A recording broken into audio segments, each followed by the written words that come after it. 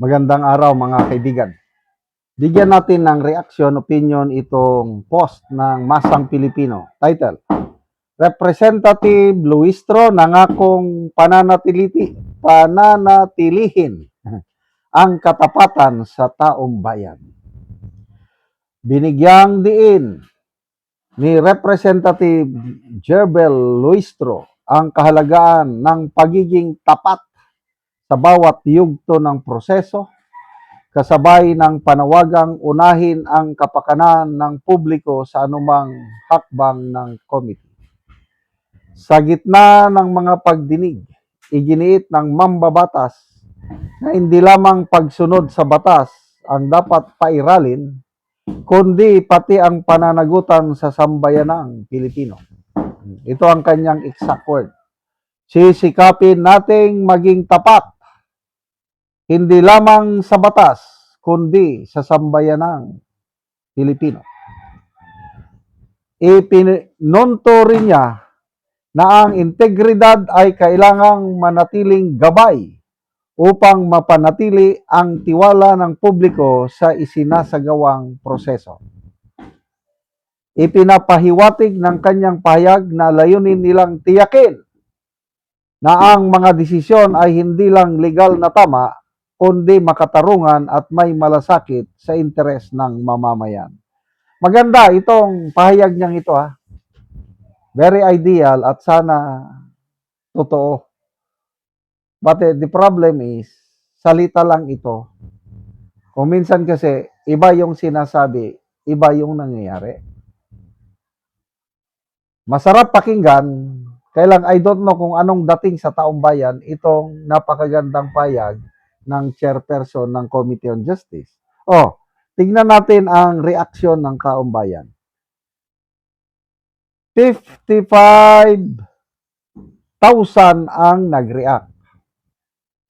31,000 ang tumatawa, 6,200 ang galit. 14,000 lang ang nag-like. So, 37.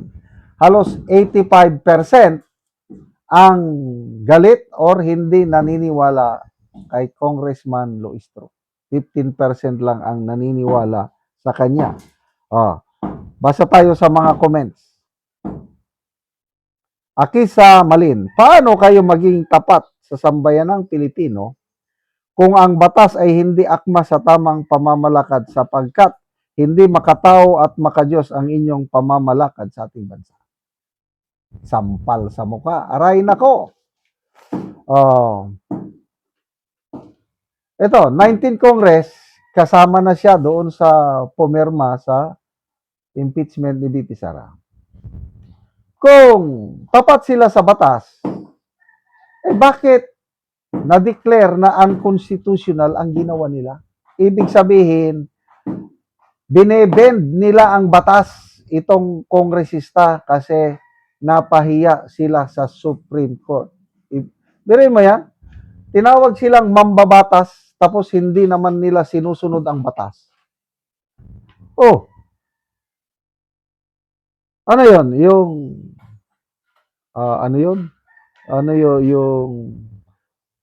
unanimous decision ng Supreme Court. Even after yung motion of reconsideration, unanimous pa rin. Ano ibig sabihin? Talagang maling-mali ang mga kongresista. Sinupalpal sila ng mga maestrado ng Korte Suprema. Yan ba ang tinatawag na maging tapat sa batas? Tell it to the Marines. Tapat sa batas.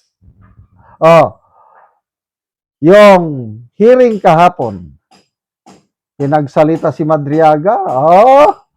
Grabe. Nung umiyak na si Madriaga, ipina-record pa niya. Please, have it on record that the resource person cried while reading his testimony. Ini-emphasize. Yung speech ni Congressman Marcoleta, pinabubura lahat kasi kini-question ni Congressman Marcoleta, ang credibility ni Madriaga as resource person o witness. Pinabura. Ano ba yan? Tapat sa batas? tapat sa sambayanang Pilipino. Dalawang, as far as na-monitor ko, pangalawang beses na yan na ipabura sa record. Kahit nung si Congressman Rodriguez ang nagsalita, sabi niya, Madriaga is a polluted source. He is a convicted so-and-so. Alam nga, bakit niyo bibigyan ng pansin yan? Pinabura na naman sa minutes or record ng Committee on Justice. Yan ba yung tapat sa batas?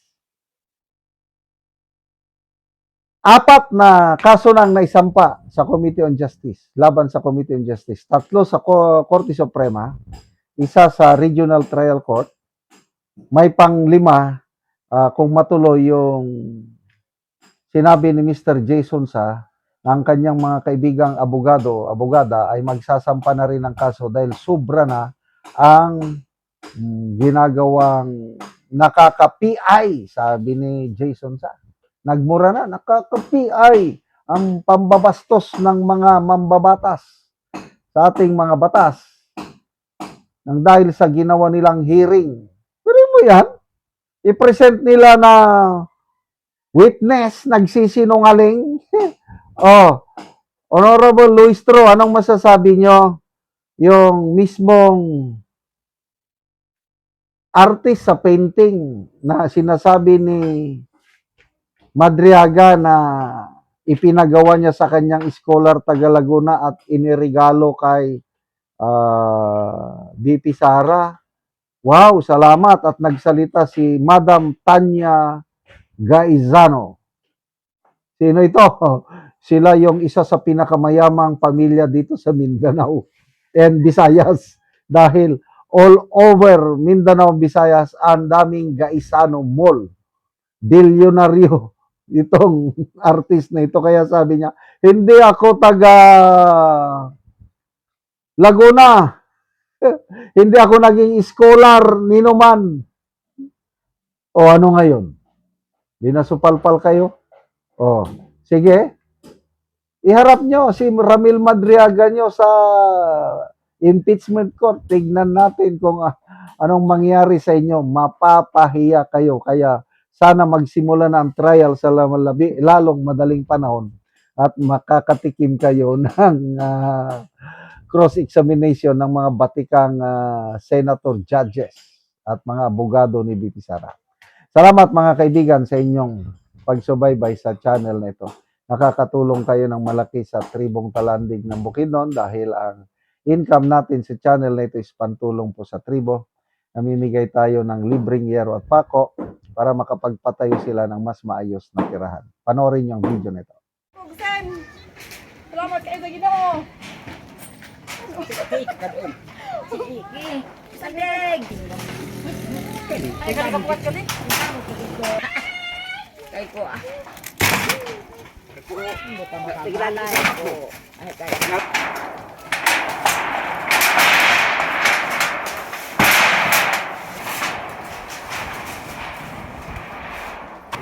Nagani na labi kay Kema. Nagkalo. Wala na ni baka ko ang